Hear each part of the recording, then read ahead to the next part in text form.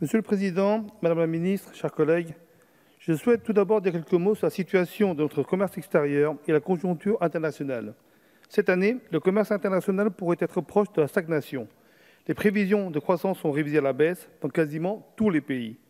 Cette situation est en grande partie le résultat de la guerre commerciale entre les États-Unis et la Chine, qui a des effets directs importants sur les échanges et surtout qui entretient un climat de défiance et décourage les investissements.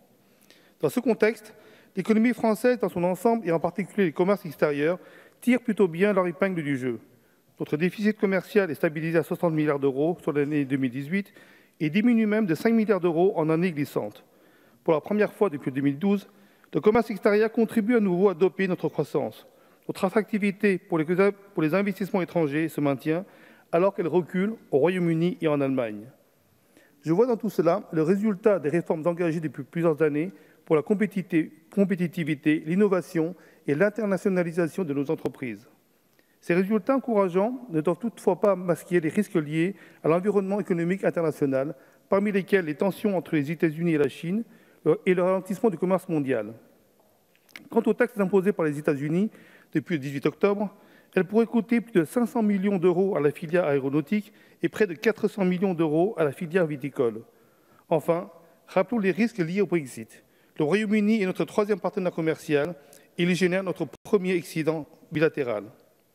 Tous ces risques m'ont conduit à m'interroger sur les destinations où la croissance est dynamique et qui seraient susceptibles d'être de nouveaux relais de croissance pour notre commerce extérieur. J'en ai identifié 3. L'Europe centrale et orientale, l'Asie du Sud-Est et l'Afrique. Mais plus généralement, une stratégie à moyen terme doit nous guider. Je recommande notamment que soit relancée la réflexion stratégique à moyen terme sur les géographies et les secteurs, en identifiant des couples pays-secteurs qui doivent devenir la priorité de l'ensemble des acteurs du commerce extérieur. J'en viens à l'organisation de notre système d'accompagnement des exportateurs. Et je veux évoquer tout d'abord une réelle satisfaction. Pendant plusieurs années, nous avons essayé de faire mieux travailler ensemble les différents réseaux concernés en leur faisant signer des chartes, des conventions, tout ça sans beaucoup de résultats. Mais depuis un an, la donne a changé.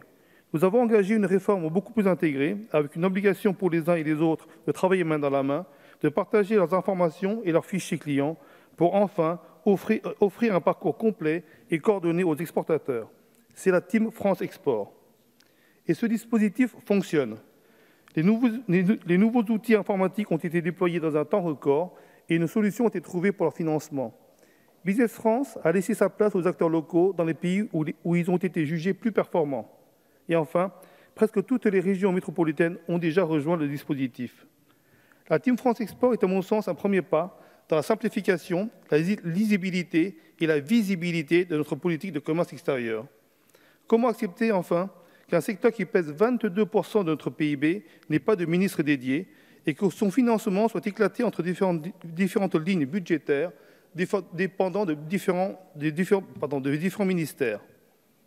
Jean-Baptiste Lemoyne, dont je salue l'implication et le pragmatisme, joue ce rôle mais n'en a pas le titre, ce qui pose parfois problème. Il nous faut donc un budget dédié avec un ministre dédié. Enfin, je me félicite de la volonté du gouvernement de relancer la marque France et je pense qu'elle devrait être déclinée à l'international à travers des maisons de France et des comptoirs de France. J'ai également tenu à faire un focus sur les assurances export publiques. Mon rapport relève un point très positif qui est la relance de l'assurance prospection, traduite par une augmentation de 41% des budgets de prospection couverts en 2018. Plusieurs questions restent cependant posées. D'abord, quel produit concevoir pour financer la prospection internationale des plus petites entreprises, alors que l'A3P, l'assurance prospection dite premier pas, qui leur était dédiée, a été mise en extinction. Plus généralement, il y a un débat sur les modalités de la gestion des assurances export, partagées entre l'État et BPI France, dans des conditions qui ne me paraissent pas être des plus efficaces. Il y a aussi les bénéfices récurrents engendrés par l'assurance crédit. Ce sont en moyenne 800 millions d'euros qui sont reversés au budget général de l'État, et ce depuis plus de 20 ans. Ne faut-il pas en réinjecter une partie, une toute petite partie, dans le soutien à l'export? Il y a enfin l'enjeu de la cohérence de cette politique d'assurance crédit avec nos engagements et priorités internationales. Je pense ici à nos objectifs en matière d'environnement et de développement, ainsi qu'à la promotion du rôle international de l'euro.